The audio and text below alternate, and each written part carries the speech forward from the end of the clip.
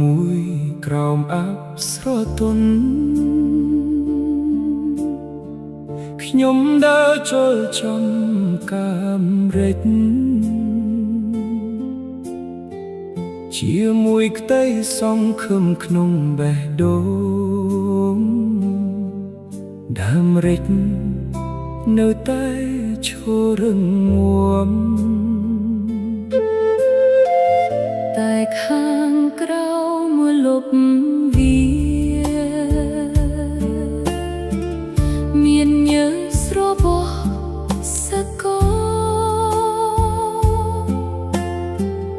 មានទឹកភ្នែកមានការតស៊ូហើយមានក្តីស្រមៃរបស់គ្រួសារ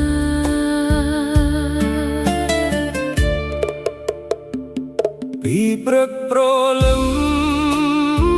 ខ្ញុំចូលចំការមុនព្រះអាទិត្យ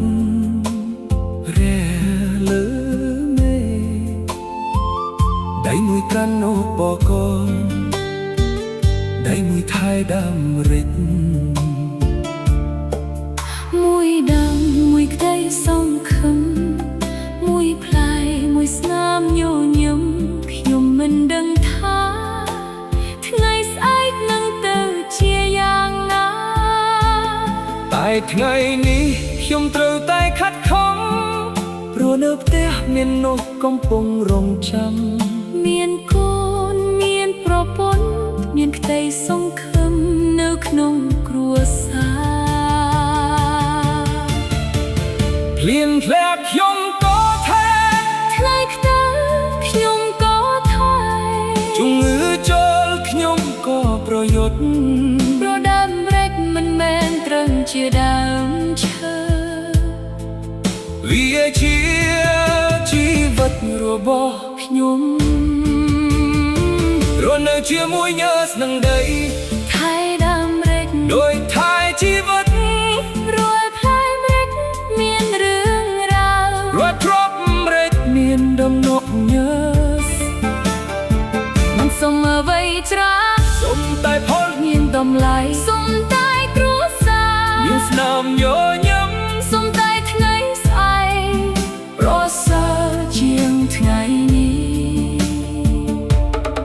មានពេលខ្លះតម្លៃម្រេចធ្លាក់បេះដូងក៏ធ្លាក់តាមដឹងដែលខំថែរាប់ខែរាប់ឆ្នាំពេលលក់មិនបានដោយការរំពឹងខ្ញុំឈរមើលផ្លែម្រេចនៅក្នុងដៃហើយសួរខ្លួនឯងថា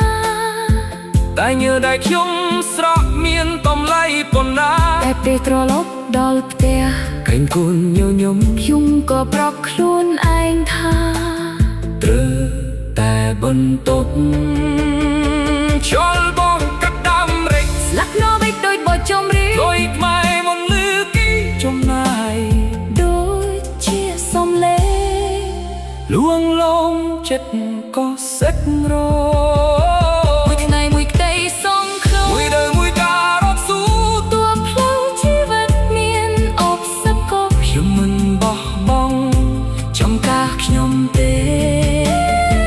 មួយថ្ងៃមួយក្តីសង្ឃឹមមួយđờiមួយការរត់ស៊ូតួផ្លូវជីវិតមានអបសកលខ្ញុំមិនបោះបង់ចំការខ្ញុំទេបើថ្ងៃណាមួយអ្នកបានឃើញម្រេចកុំមើលតែគ្រាប់ម្រេចតូចសូមនឹកដល់ដៃខ្សឹកក៏ដែលបានថែវិសូមនឹកដល់ពេលភ្លៀងធ្លាក់ពេលថ្ងៃខ្តៅពេលយប់ងងឹតក៏នៅមាននោះស